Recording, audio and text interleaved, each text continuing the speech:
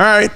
We're back with another episode. First, the sponsors. Head over to www.johnbartoloshow.com. Go check out a complete list of the sponsors there. I want to name a few of them now. Gallo Technologies, Rhino Metals, Blackwater Ammunition, Galco Leather Holsters, Pulsar Thermal Imaging Technology, Sig Sauer. Go buy a Sig. Right On Optics, Volquartsen Firearms, Inforce Weapon Lights, and everybody else listed down below. Go click them. Go buy some shit. Go support the show by supporting the sponsors. We appreciate all of them. Special thanks to each and every one of them. Special thanks to Matt at Inforce. He stopped by. He spent a couple days here. Shout out to him. Guys, please leave reviews. I don't ask for them often. I'm doing better about it. 5 stars are welcome. We'd appreciate that. I got a special guest today I'm really excited to have on. One of my oldest friends suggested I have this guy on. I'm like, what the hell is he talking about? But I looked into this. This is some pretty fucking legit shit. We're going to get into some topics. I'm really excited. We have the one and only Dr. Kyle Gillett. You look like you're ready for the fucking cabana. You really made it to Vegas, huh? What's going on, Doc? I figure if I'm in Vegas, I might as well dress the part. John, thanks for having me on. I love having you on. So, listen, this is exciting stuff. Okay, that you're into and everything you get going on. How did you get into this? Why aren't you like a trauma surgeon or something? Yeah, so I grew up in Kansas, and since I was very young, I've always wanted to do full scope preventative medicine. My dad's a family doctor, and I've noticed that healthcare has kind of moved away from individualized medicine and into algorithms. Oof. So it's really because I wanted to help people. And I'm interested in, optimizing humans' performance in general. Now, that's not something you just randomly wake up one day and say, I want to do. What triggered it for you? Especially in Kansas, right? Yeah. Maybe. Monsanto, right? You probably grew up sniffing it. Well, we grew up in the country, and, I've seen my dad interact with his patients, and I've known since I was probably... Oh, so your dad was a doctor too? All right. Yeah, he's a family doctor. He delivers babies, and he does it all. And his patients really love him, and he has a special connection with them. So there's a movement in primary care where when you're a med student, they don't want you to do primary care. And they want you to do surgery. I've had dozens of people tell me, Kyle, it's a waste that you're going into preventative medicine or primary care because you should do something that can make more money or that's more prestigious. But I've always just known, so I've tailored my education in order to do that and kind of drowned out the other voices. Fortunately, the med school that I went to does emphasize primary care at KU, and they're actually a top 10 med school for primary care focused. So they were nurturing this for you as it went. And what the hell made you start to veer off down that path of wellness and kind of start to creep into that? Yeah, so individualized medicine is very important. So you can follow an algorithm, and a lot of times when you're taking care of a patient, a computer could do most of it, and in the future, a computer will do most of it. But when you're approaching an individual, you have different genes, you have different desires and lifestyles. So just like if you're trying to be healthy and you have a trainer or a dietitian, if you go to a trainer at a random big box gym, or if you go to a dietitian at a random clinic, depending on what your goals are, you need a different trainer. So maybe if you're a UFC fighter, maybe you want your dietitian to be Stan and you want the vertical diet, not a random dietitian. Maybe if you're a trainer, you don't want a random trainer at the YMCA or whatever. Planet Fitness. Yeah, maybe you want Faraz or someone who can actually train you. And you can reach your goals by using those highly specified trainers and dietitians. And with medicine, it's the same thing. So if you want to have optimal longevity, cognitive performance, athletic performance, it's important to have a physician that you can connect with, and then they can help you reach your specific individual goals. It's easier said than done, though, right, Doc? I mean, how do you break it down? How do you come up with the formula to hit the masses while at the same time still staying individualized? That's the $1 million question, right? Yeah. And I think the answer to the $1 million question is there is no formula. The key is finding a doctor that is good for you. Right. So the best way to optimize your health, whether it's your athletic performance or preventing cancer or your cognitive performance, is to find someone who's willing to work with you. For example, a lot of people have questions about hormones. And there's these controversies, like in athletics, should TRT be allowed? Should we have exemptions for it, et cetera, et cetera? Do you have an opinion on it? It probably depends on the sport. Right. So, and it probably depends on what true testosterone replacement is. I don't know if you stay like Switzerland on it, like, but I think this. I think they should be juiced to the gills in every sport. I don't give a shit. I mean, I want to see barbarians out there within the parameters of health. Yeah. Obviously, like I don't want, you can't, what was it, the Saturday Night Live skit, like the all drug Olympics? It can't turn into that. But I mean, they're all doing it anyway, right? I'm probably pretty secure in saying that without getting a defamation suit from every league, because they're testing within a parameter bar, right? Yeah. And that parameter bar is usually above what the normal bar is for most people, correct? Yeah. Am I right in saying that? Honestly, it's part of the rules of the sport. So collective up to bargaining. a certain threshold, it's kind of an unwritten rule that it's okay to go up to that threshold.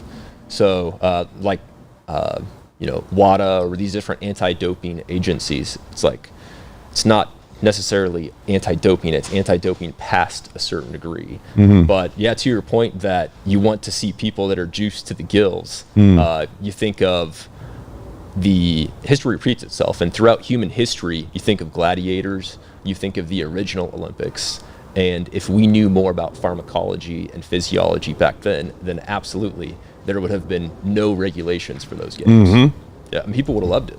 I think so too. I mean, look, because here's the thing. I don't think you're ever going to prevent it from being involved in the sport in some way, shape, or form. I think I'm okay.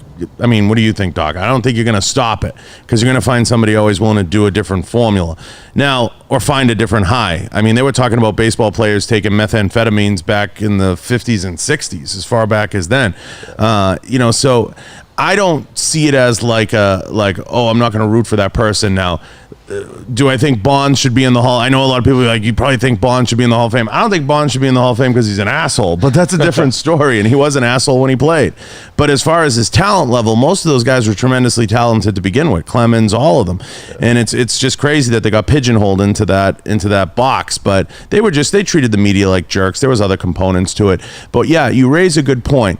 I asked the question, why do we have USADA and why do we have all these different regulatory bodies when they didn't have them thousands of years ago, and attendance seemed to be just fine then? Yeah, there's got to be a happy medium. Right. So, thousands of years ago, there's only so many things that you can do that were dangerous. For example, in the original Olympics, fighting to the death is one of them. Well, the athletes would eat the testicles of various animals, thinking that it would increase their testosterone. Wow. And it turns out that doesn't really work. So the Rocky Mountain oysters are probably not going to help your performance. No. But they used to do that, so they definitely tried. But if you look at a sport such as bodybuilding, if you consider it a sport or an athletic endeavor at least, when there's less regulation, there tends to be more risk. So there's got to be a happy medium where everybody's happy, including the athletes, including the fans, but where people are also not dying. Yeah, take me through the process, Doc, of what you look at for someone that's a candidate or someone that you might want to work with, depending on the various levels. But give me the regular person. Don't talk about what you take them through and what that process looks like. Yeah, so there's obviously two groups, and one group of people, they might want to optimize their performance. Maybe they're a professional athlete, so that's a different group. A more regular person, their goals are different. So if someone's goal is to just have the longest health span, so lifespan when they are healthy and that they can do things that they love, someone like that is going to be approached completely differently. They're going to need different labs, different diagnostics.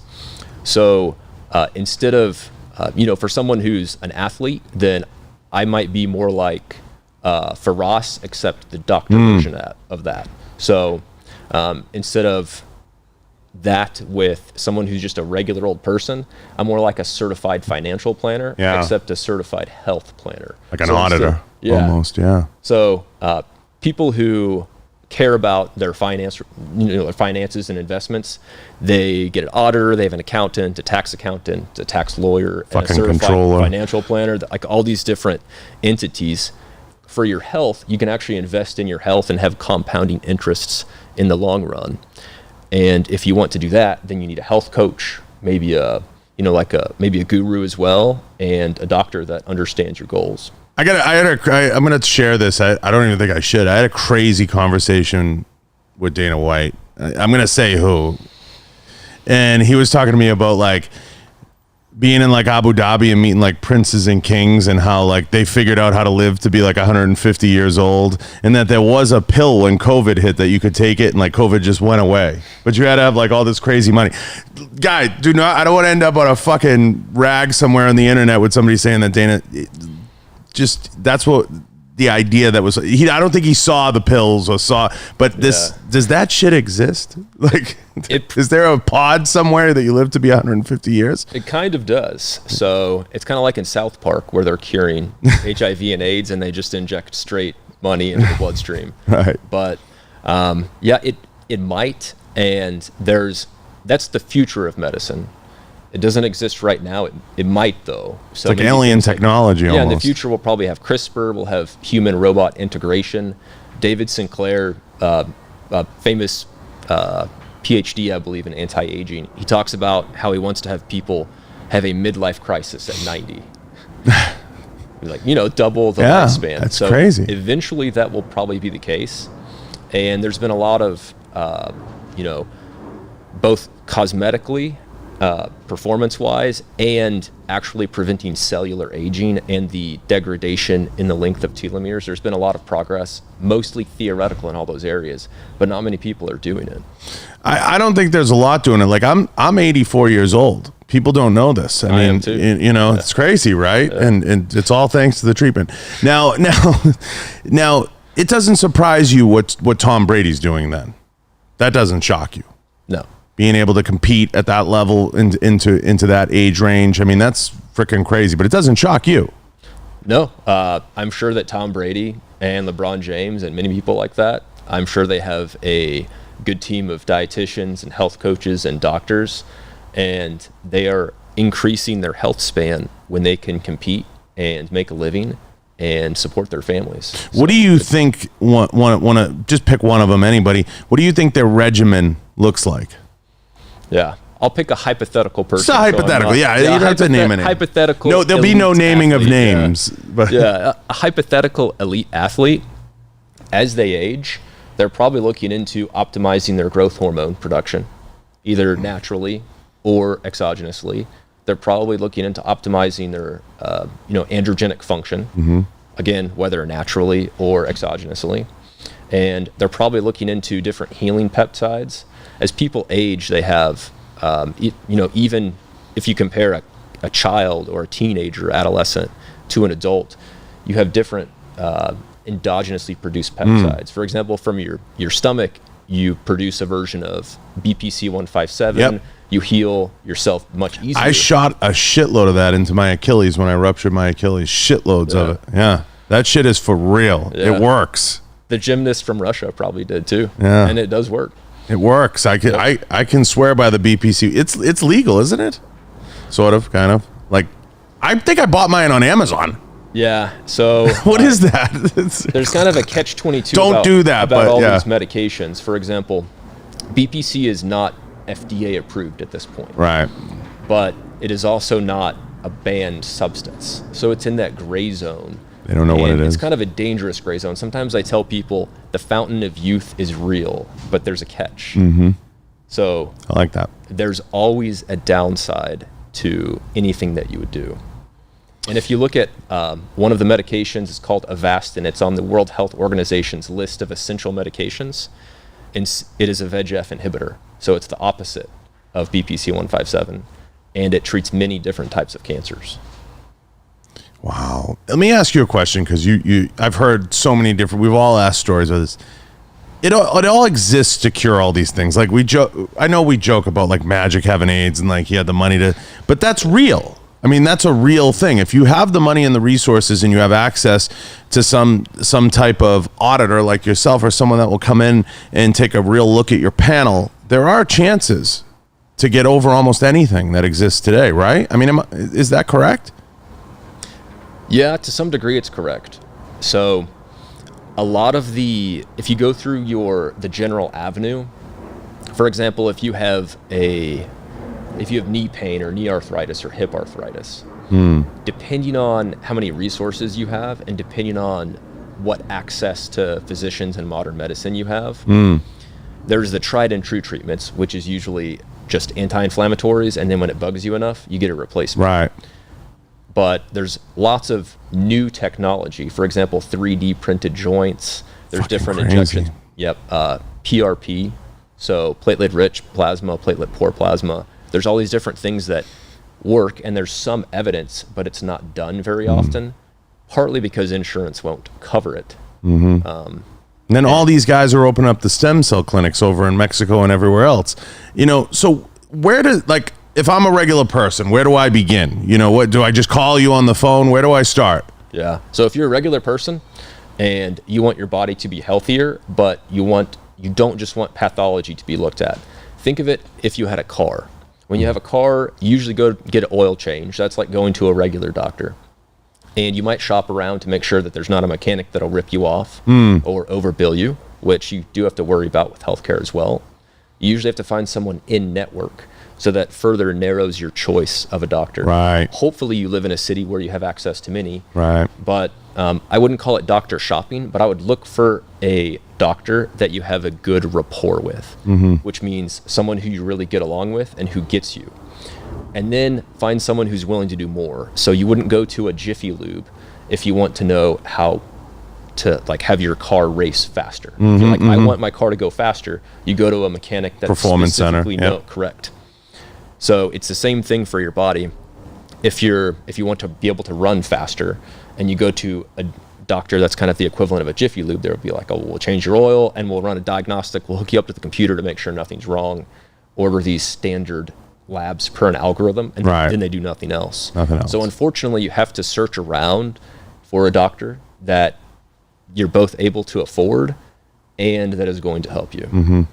Yeah, it's really important. It's something that you have to look at, and I think it's almost in some ways preventative as well, Doc. I think you have to take a hard look at it at a point in life when you can still get what's left in the tanks, so to speak, out. Is there an age you recommend to start shopping that around?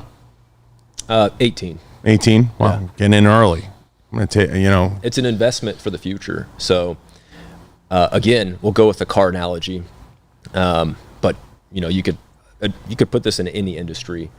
When you have a new car, you're going to hook it up to a diagnostic computer. Car companies do this, even if they're making them the exact same, which humans are obviously very different genetically and epigenetically.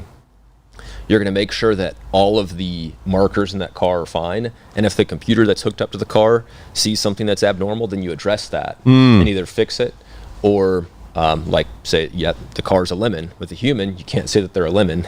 You have to address that risk early on. For example, if you're more prone to getting blood clots due to genes or whatever else, or an autoimmune condition, that can develop very early. And that way you know your baseline function. So when something does go wrong, you know what your baseline is. Now, all this COVID shit has to drive you bananas then, spending a little time with you now, it has to drive you nuts the way that they're treating COVID. How do you feel about it? Where do you stand on it?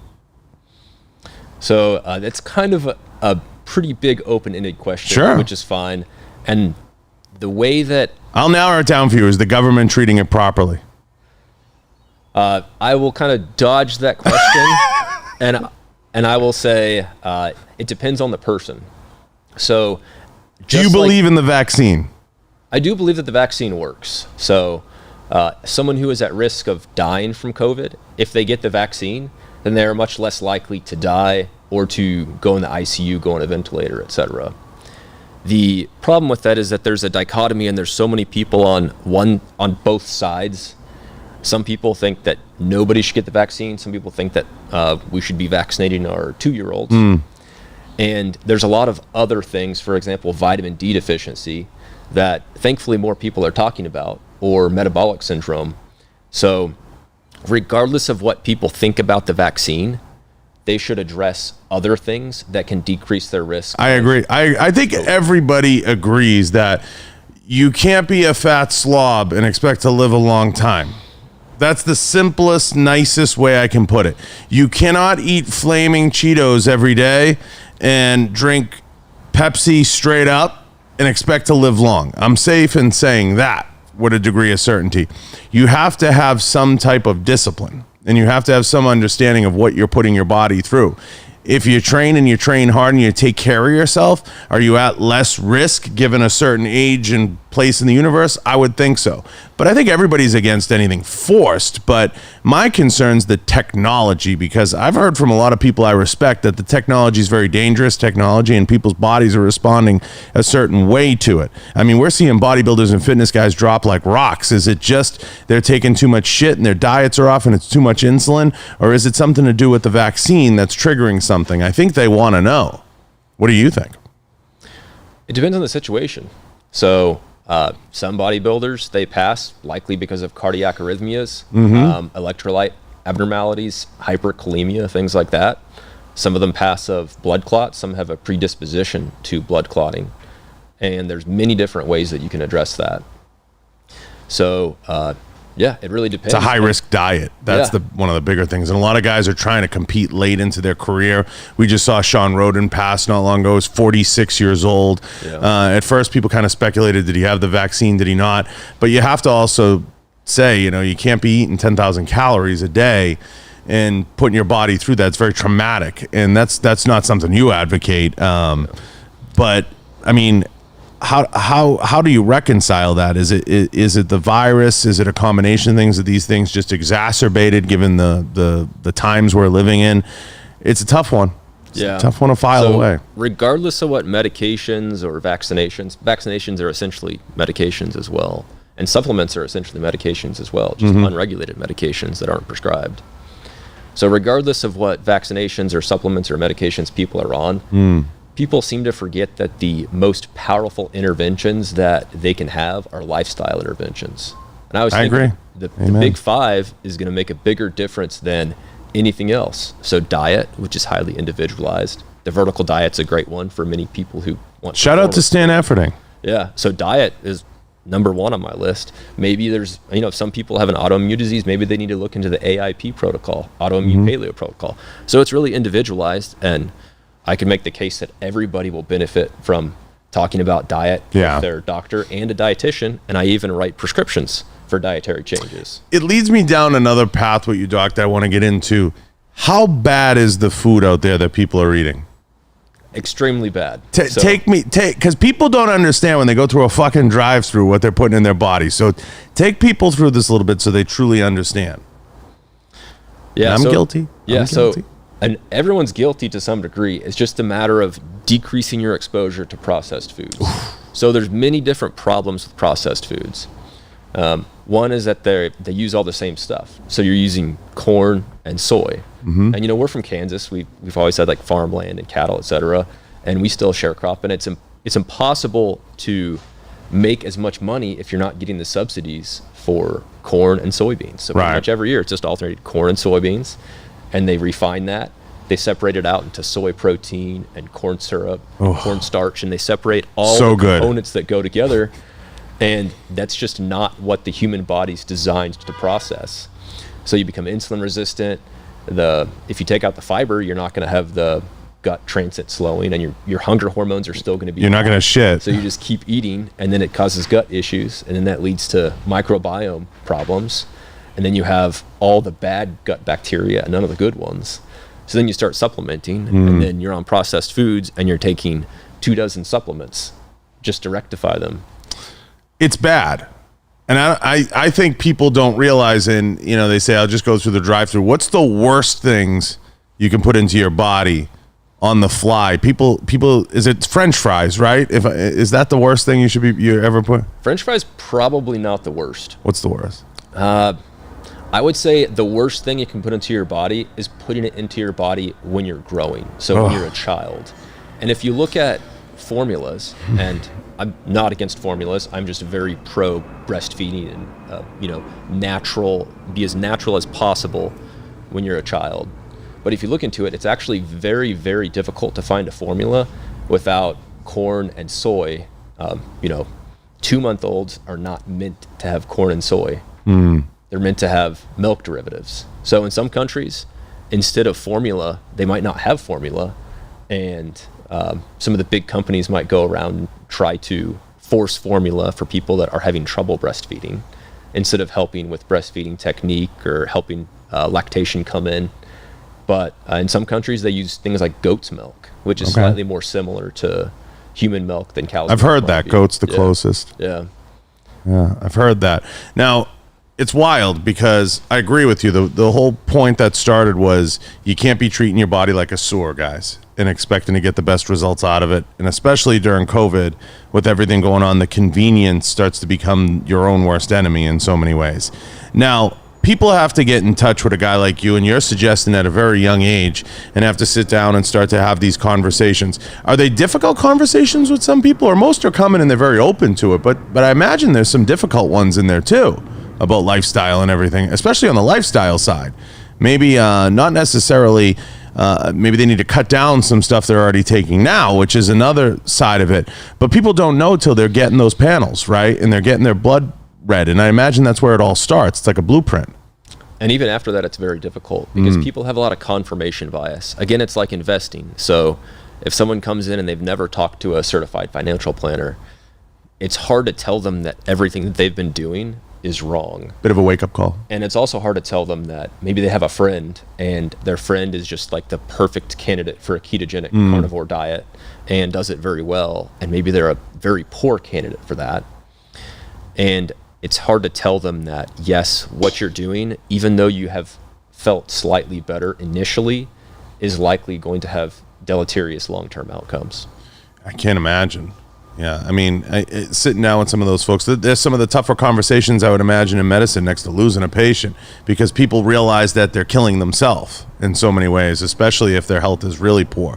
Now, I imagine on the spectrum of not taking care of yourself at all versus taking care of yourself, one of the bigger things you see is probably diabetes, right? Yeah. Probably the D, right? That's the interesting thing about diabetes. It's related to a condition called metabolic syndrome, which is... And that's something you work on managing. Yeah. Crazy. But if you're getting screened for diabetes, usually we just do a fasting glucose to make sure that it's not over a certain threshold. Sometimes we'll do an A1C to see if someone's in the pre-diabetic range. But very few people will do things like test a fasting insulin to calculate a HOMA-IR ratio to see if you're insulin resistant. Very few people will do a lipoprotein or a LP-IR score to see if you're insulin resistant from lipids. Right. And we probably should, because it's much easier to, you can essentially reverse insulin resistance and prediabetes to some degree, but it's very difficult to reverse once you get to the pathology of diabetes. It's a terrible one. It's very debilitating. I was in the hospital for a couple days, and I remember seeing some of the diabetic people. They were like, I was like, it was a wake-up call to me, how much goes wrong with them and how fast. And I listened to a couple of the stories. I was blown away. I mean, if limbs, everything else, deterioration of the body, so much. And that's a very hard one to watch. I imagine, that's up there with cancers and everything else. And I'm sure you see a lot of different cancers in attempts to reverse cancers. Have you had tremendous success with that? So reversing cancer is kind of difficult. So most humans have atypical cells throughout their body, even through your 20s. You have atypical cells that your own body's immune system, if it's healthy, can concentrate on those atypical cells and hopefully either kill them or prevent them from progressing through regulation of the cell cycle. And when people say we all have cancers in our body, they're correct in saying that, right? Pre-cancer, I would call them precancers. Precancers. When it's a true cancer, especially if it's spread or metastasized, it's very difficult to treat without pretty hardcore medications and surgery. Yeah, so they have to, if like you said, starting at 18, right? I mean, you said it, starting at 18. Once it starts, it's very hard to, like you said, reverse it. That's an over-politicized word. I reversed my cancer, or, I think people like to refer to it as a remission in medicine. But I think people like to say, I'm AIDS free, like is Magic completely HIV free? I don't know. They say that he is, but how do you get to that point, and how aggressive do you have to be? I mean, how did he pull that off back then, because that was like what, 93, 94? Yeah. Was it just he had the money to do the research and find guys like you that could help treat it, or was it through I doubt it was conventional medicine, right? I mean, where did he go?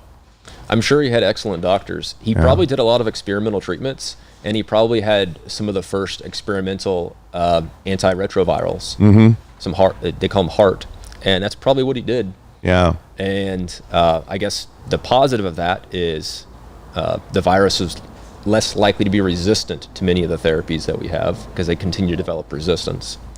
The negative of that is they didn't really know what harm it could do.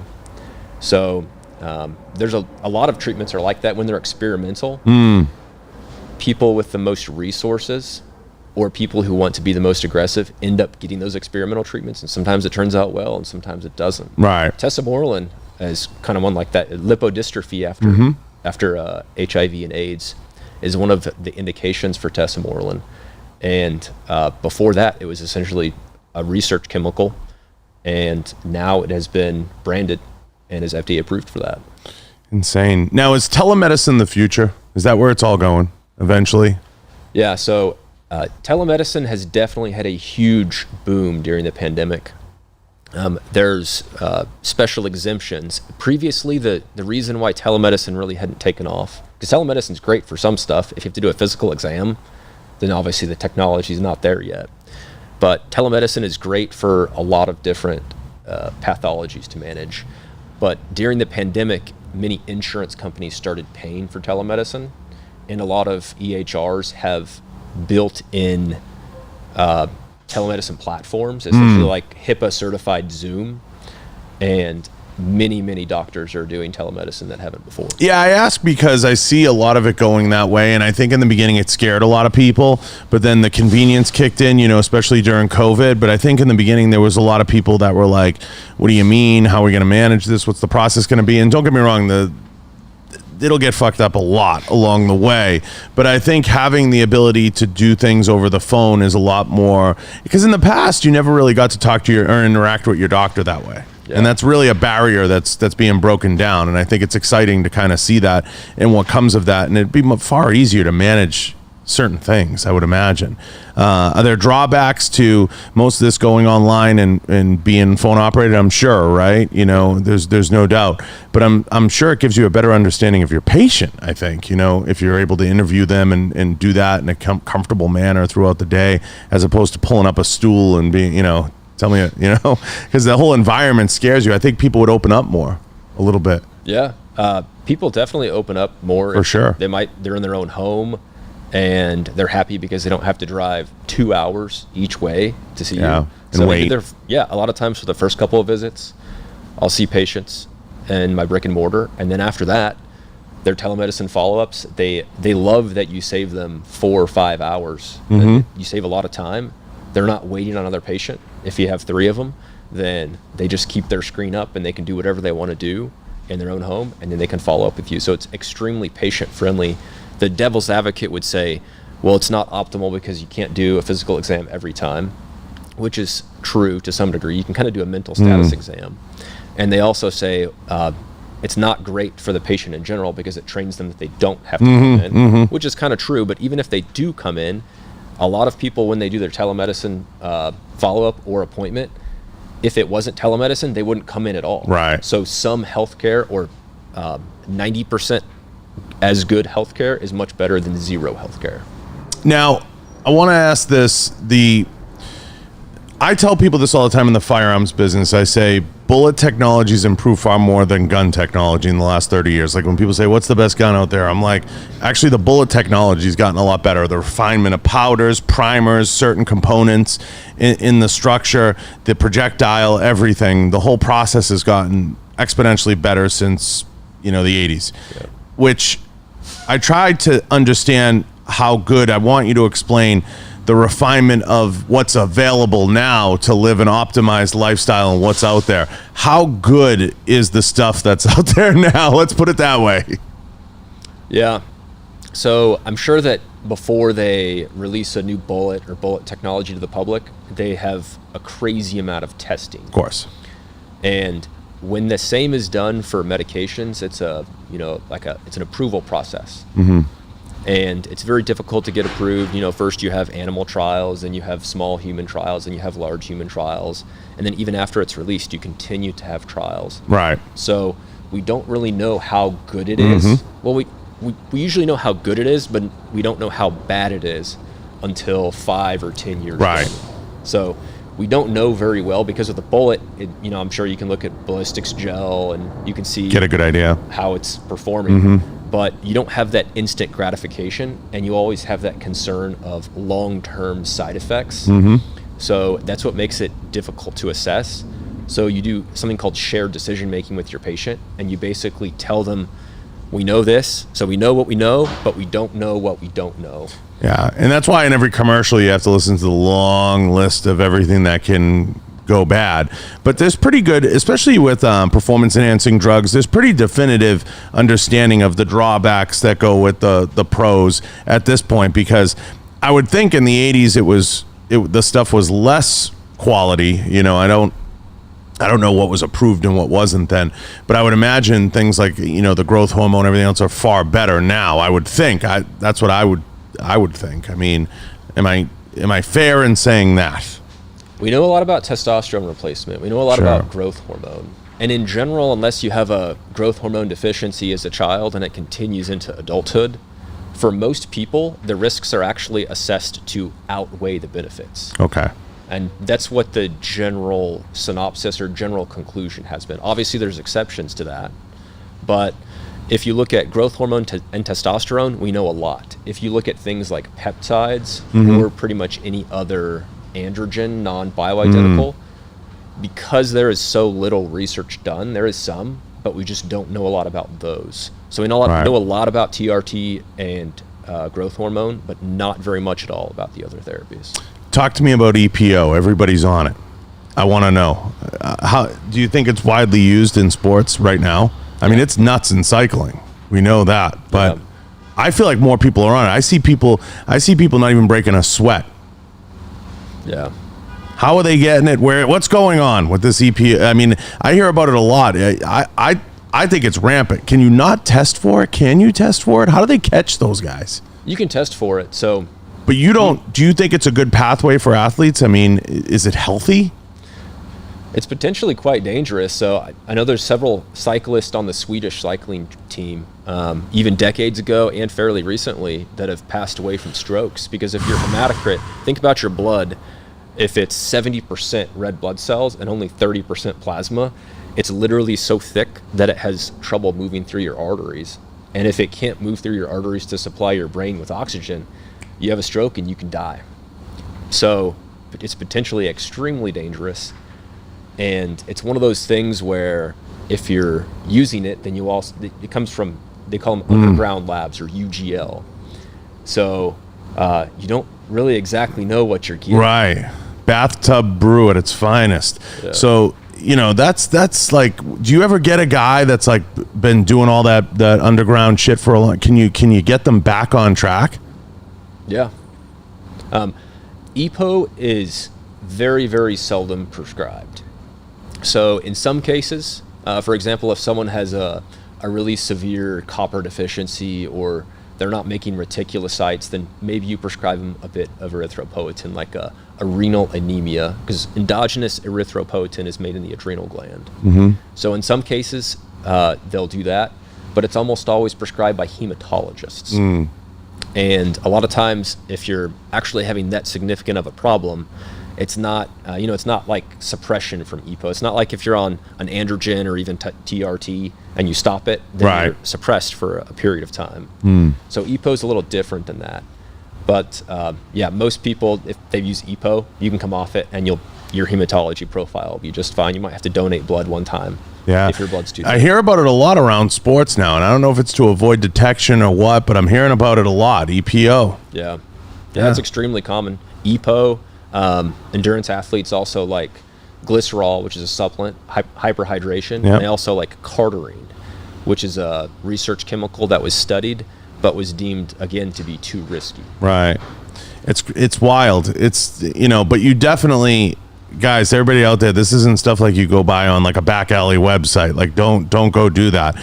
And you get guys that probably come in and their panels are all messed up, and you have to bring them back, like we were saying earlier, and you have to get them back to normal. Is that a complicated journey for some, or is that something that you can draw a pretty good roadmap to? I can usually draw a very good roadmap back to health, but there's always a balance. So if someone's been using or abusing PED, they're doing that for a reason, and you kind of you do shared decision making, and you're like, well, maybe instead of doing EPO, you do some glycerol, and maybe instead of doing cardarine, you do a tiny bit of berberine, like you do use a different PPAR agonist, or maybe if your blood pressure is high, you do a tiny bit of telmisartan, which is also a bit of a PPAR delta agonist. So it's kind of like, well, I'll try to get you to 80% or 90% of the performance. Right. For people that their profession or their like that's their life. Right. It's some of them are just not able to go down that 10% of performance in order to improve their health drastically. So for most people that aren't, that's not their profession, it's not how they're providing for their family, they're willing to. And a lot of times they're just not aware that they can both improve their goals, whether it's a better cardiovascular endurance and have better health at the same time. Yeah, I think that's a big one with a lot of guys is just having the courage, though, to sit down and figure out a roadmap to health, like you're saying. A lot of that involves a lot of internal inspection too, right? Which can't be easy. Now, we were talking about this earlier. I can imagine diet, everything, like we said, all the things that go into a Tom Brady or a hypothetical person that's able to perform well into their 40s. Do you think we'll eventually see NFL players and professional athletes well into their 60s in some sports? We're probably many decades away from 60s. 50s, possibly? 50s. Yeah, it's possible. I mean, we could see it soon enough. How old's Tom? But, I imagine that takes the marriage of everything. Yeah. The diet, everything. And that's not something that's feasible to everybody right now, is it? Probably not feasible to everybody. So there's a exponentially higher cost when you're getting that last 5% in your athletic health span, or when you're getting that last 5% of athletic performance. It's not just double the cost, it's 10 times or 20 times or 50 times the cost. So unfortunately, it's not really accessible to everyone. However, getting to 90% or 95% is accessible for pretty much everybody, especially considering that those lifestyle interventions, the diet, the exercise, the sleep, the stress, getting outside, getting sunlight, hot and cold exposure, those are accessible to everyone. And if you're willing to put in the time, they're also no cost. Yeah, I went out and I maybe I'm on the right roadmap. I bought an Uller. I got the bed, the sleep thing down. I have all that. I got the UGG blankets. I make sure I'm in a cold chamber and all that. I sound like a vampire, but I have that all down. And I try my best to do prepared meals as often as I can, as frequently as I can. But the number one thing I think for everybody is what we said earlier, staying away from the drive-through, dropping the sugars, and getting out early and seeing a guy like you and being able to look at your levels, look at your charts and understand where you are compared to where you should be versus maybe where you want to be, right? Yeah, that's the exact way to look at it. So the earlier you intervene, the more you can do. So especially with aging. So people will say you use it or you lose it, and it's absolutely true. So whether it's your cognitive health, how sharp you are, a lot of times if you've been in the industry for years and years, maybe you're 80 and you can be 79 and you can be 100% with it, and then you take a year off. You can't really take a sabbatical at that point. If you retire, whether it's athletically or cognitive performance, then you usually lose it. Yeah, that's a big thing in the gun industry. They're all perishable skills. Everything's a perishable skill no matter how hard you train. jiu-jitsu is somewhat perishable, even if you have 10 years of it. And you will see that bit of a decline in almost anything, performance related in those industries, even if it is cognitive. But I think people can hang on a little bit longer. And like you said, the cost to that versus what you're trying to get out of it ratio is really the conversation to have. And the conversation starts with you guys. And I think people have to really start looking at this. I think it's something that's important. I think not enough people do. Anti-aging is kind of the hottest thing right now. Everybody talks about anti-aging, and people don't understand what anti-aging really means and what's all involved in that. You do, and that's something you talk to a lot of clients about, specifically when they have questions about aging and what causes that. How do you break it down to them when they're showing up at 18 years old and feel invincible and feel like they can take over the world? And I'm never going to die, doc. How do you prepare them for that? Because it will fall. I promise you. Look at me. Yeah. And there's a lot of people that they're 18 and then they think that they're always going to be invincible. Right. And maybe they, abuse a lot of high doses of androgens. They do a bunch of steroid cycles. Mm-hmm. They do this, they do that. And then when they're 25, they look and feel like they're 45. So that can speed up aging. I usually break it down into two main categories. So there's cellular aging. Mm-hmm. That's your actual DNA, like the ends of the DNA or telomeres are shortening and your cells are turning over. And after your cells turn over a certain period of time and your DNA shortens, then your cells will be so old that you're going to die of natural causes. Right. And then there's physical or cosmetic anti-aging. So that's like how old you look and how you're performing. Yeah. So Tom Brady, I don't know what his cellular, maybe his cells have aged a lot. Things like growth hormone can actually increase cellular anti-aging because they increase cell turnover. Mm-hmm. Things like intermittent fasting or metformin or rapamycin, a lot of those help preserve cellular anti-aging, but they're not very good for physical or cosmetic anti-aging. So a lot of the things that you do for one type of anti-aging rub up against the other. Yeah, they're bad for the other type of anti-aging. Yeah, that's a difficult balance. I wouldn't know where to begin. I know for me, I have to at least shower once a day to keep it together. That's usually the goal, and then occasionally we use soap once in a while. But I think so much it's become a billion. I'm just being a wise, but I do wash. Everybody, don't comment. I think for some though, everybody's looking for that fountain of youth, but I think it's not in a bottle. It's not in any one thing, especially in the anti-aging side. It's the same thing as performance. It's a little bit of everything. You got to have a little bit of everything, right? I think you have to dial in all the different parts of your process, and diet plays a huge part of that too. And is there a fountain of youth? And if there is, have you found it? Yeah, so the fountain of youth... is it in Boca Raton? No. It is not in Boca Raton, but there is a fountain of youth, but it's not a permanent lifespan. So a lot of people think that things make a huge difference, especially medications. And there's just like these, there's medication that we're holding back on people. Like medication that you mentioned. I know, yeah, I'm telling you. Dubai. Don't judge people. So I think that's mostly fantasy. But there is things that make a significant difference. Right. It's usually 10% or 20% or 30% of a difference rather than doubling or tripling.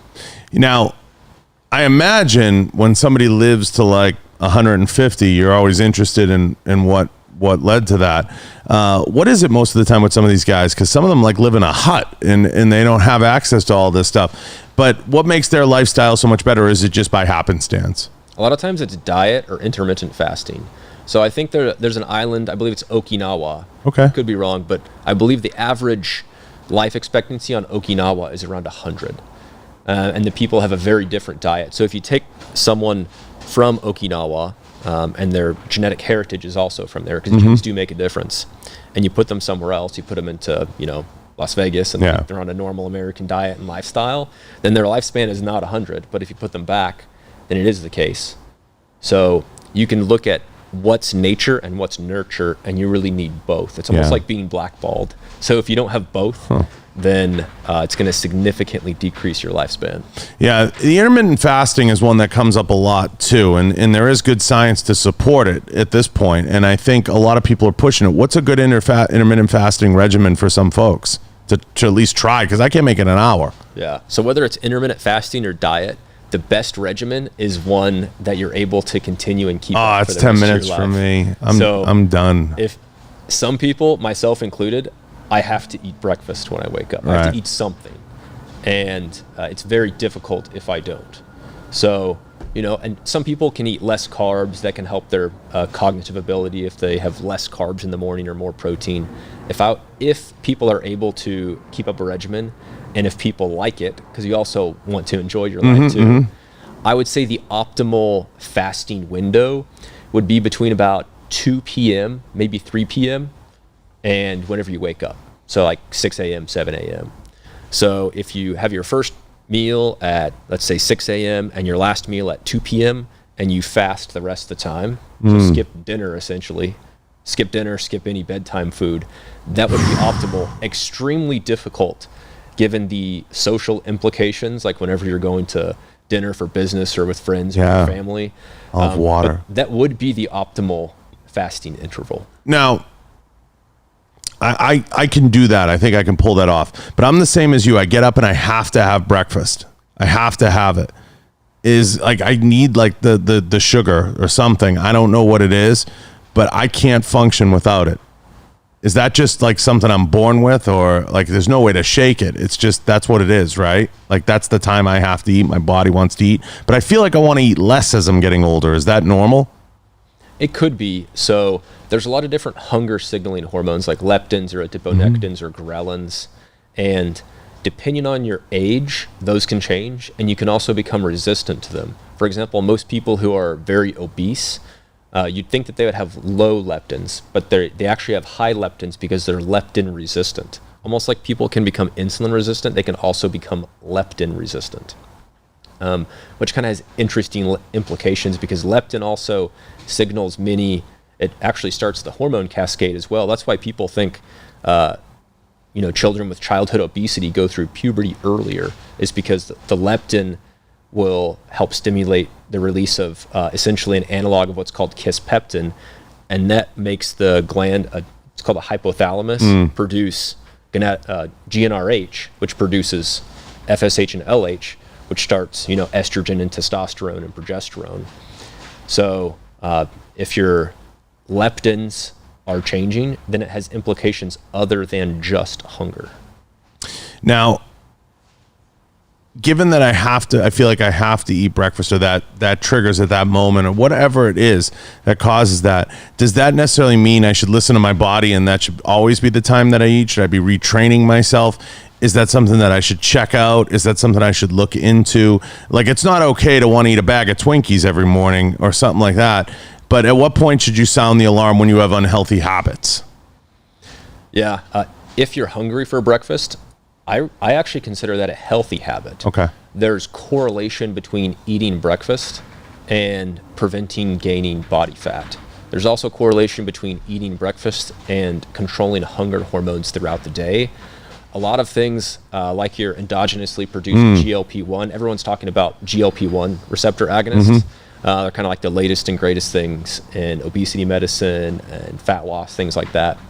But when you have protein and fat in the morning, there's usually around a 2-hour time between eating and when that actually kicks in to where it's going to increase that. Carbs, it's usually faster. So some people that are starving, if they eat carbs in the morning, like a toast or they feel that kick in, and then 2 hours later you can be hungry, so you're already ready for a snack. So that's just one benefit of a well-balanced diet, is that you can control those hunger hormones throughout the day to make you less likely to binge. If it's happening at night or it's happening like at weird times, though, it could be something that you need to have your levels checked or you need to have looked at, I would imagine, right? And so, I don't think you should be wanting 4 bowls of cereal at midnight, right? That's something you should probably look into, I would think, right? Now, this is all amazing. It's great. I think everybody should find somebody like you, and I think everybody should have the conversation. It all starts with getting a blood panel, I would imagine, right? That's the beginning. And they have to find you. Where can they find you? How can they reach you? And how do they get in touch with you? Yep. So they can find me on Instagram, Kyle Gillett, MD. I obviously work at Marek Health. What's that? I said, boom. Yeah. I also work at Marek Health, MarekHealth.com. And a lot of our kind of pre-designed blood panels are there. You can order them and order a consult. And you can also get them on your own as well if you just want to have the panel and you're not sure if you want to have the full treatment. Now, this isn't outrageously expensive anymore. What does it cost to get into and get up and running if somebody's just getting started and just wants to know where they're at? So most of our initial blood panels are between $450 and $850 or so. You can also design your own if you so want to. In order to have one physician consultation with one of our healthcare providers, it costs $250 for initial and usually $100 for the follow-ups. That's not bad at all. That's not bad at all. And it can be, guys, it can be invaluable. Could save your life. You don't know. I would recommend it. Everybody should get it done. I think this is huge, and I think everybody should do it. I think, Stan Efferding, you mentioned he's a believer, right? Brought up the vertical diet. There's a lot of guys that I truly respect involved with this, and I think it's something to look at. Now, you don't take the calls yourself personally, or do you? I do take consults occasionally. So we can get you. It's possible.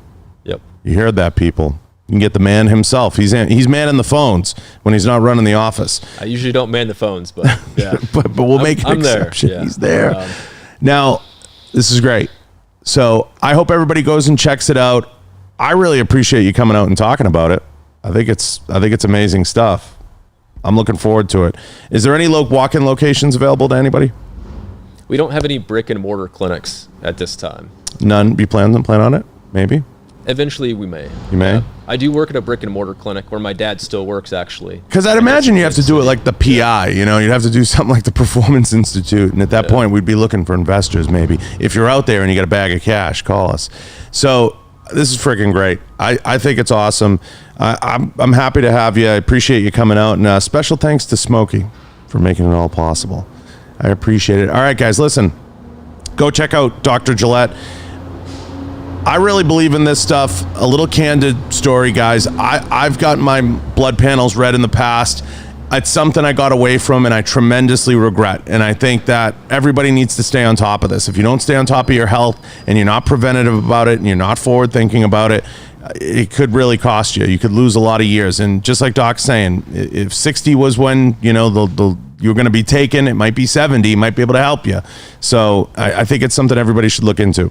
I want to give a big shout out to all the sponsors. Head over to the website, www.johnbartoloshow.com. Go check out a complete list of the sponsors there. I want to thank a few of them. Of course, 6 Hour, Volquartsen, Right On Optics, Pulsar, Blackwater Ammunition, Galco Leather Holsters, and of course, Rhino Metals for all the tables in here.